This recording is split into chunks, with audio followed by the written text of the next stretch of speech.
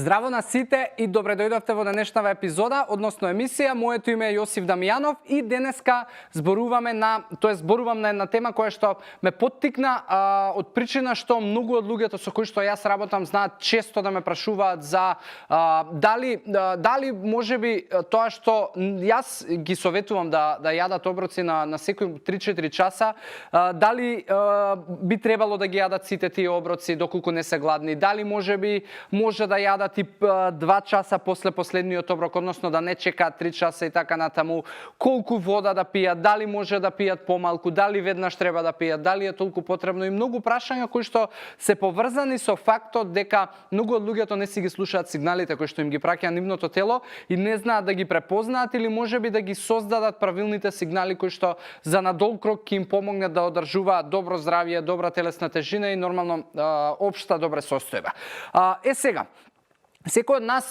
најчесто ние луѓето сме програмирани, најчесто во денешното секојдневие јадеме кога сме гладни и пиеме вода кога сме жедни. И знаеме да ги препознаеме тие сигнали, знаеме можеби кога ни се јаде затоа што ни кркорат црева, не боли желудникот, затоа што ќе ни се притресе снага, знаеме кога сме жедни, односно кога ќе ни се исушат устните, кога можеби ќе почне да ни се суши и внатре устата и знаеме да ги препознаеме тие сигнали, но многу често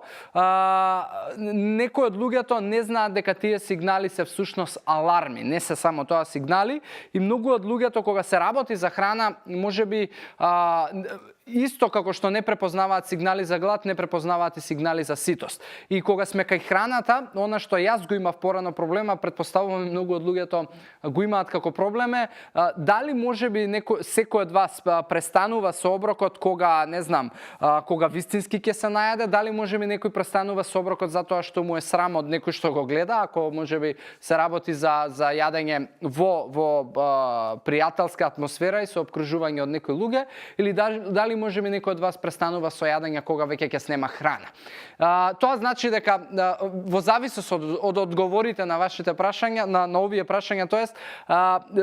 претпоставувам дека многу од вас и всушност не знаат и кога престануваат, не знаат ни кога почнуваат, односно тоа значи дека немаат никаков ред и не си препознаваат сигнали.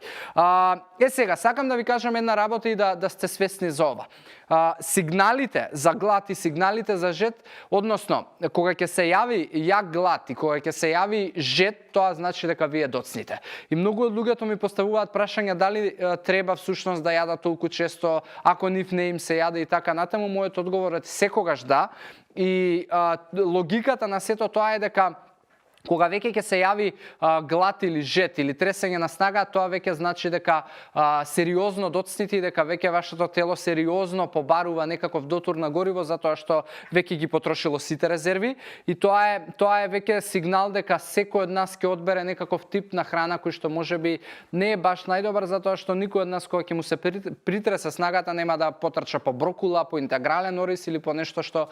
е здраво. Туку секој од нас се знае дека ќе посегне по стимуланс на брза енергија, тоа се најчесто сокови, благо, грицки, енергетски пијалоци и кафе и тоа е замка во која што многу од луѓето се влезени и во која што живеат и тоа им е секојдневие и тоа секојдневие им прави резултати кои што се поразителни и кои што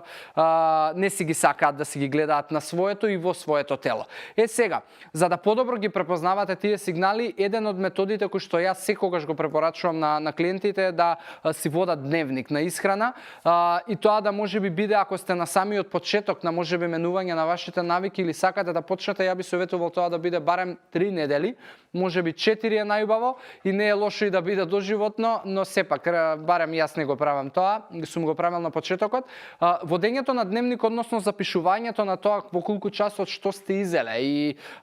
можеби запишувањето на тоа колку вода сте испиле во текот на денот, колку време можеби сте пешачеле, ќе почне да раѓа во вас свесност која што ќе ви помогне да почнете да ги препознавате сигналите во вашето тело. Затоа што многу од луѓето некогаш јадеме и не мора да сме прегладнети. Многу од луѓето знаеме некогаш да јадеме од досада, знаеме некогаш да јадеме затоа што ќе ни се јави стрв, знаеме да јадеме на емотивна база и така натаму, а тоа се работи кои што најчесто не ги правиме свесно и тоа се работи кои што не си ги препознаваме. Затоа мојот најдобар совет и начин кој што сметам дека на секој од вас ќе ви помогне да подобро си го препознавате вашето тело и да ги слушате тие внатрешни сигнали е да почнете да водите дневник, затоа што тоа ќе ви роди свесност, а таа свесност ќе ви помогне да вие самите си помогнете на тој процес на менување на навики и препознавање на сигналите на вашето тело. Така да тоа имам јас како главен совет да ви кажам денеска во врска со оваа тема и се надевам дека на некој од вас ќе му помогнам. А најсреќа ќе бидам ако некој од вас почне да го прави ова и слободно доколку имате било какви предизвици, константно ве охрабрувам, користете го хаштагот #AskJosif и слободно поставете прашање и се што знам и можеби имам искуство во врска со тоа прашање, ќе ви одговорам и се надам ќе ви дадам одлична вредност. За тука денеска завршуваме. Фала ви за вниманието, ви посакувам здрави животни навики и убав ден. Чао, чао.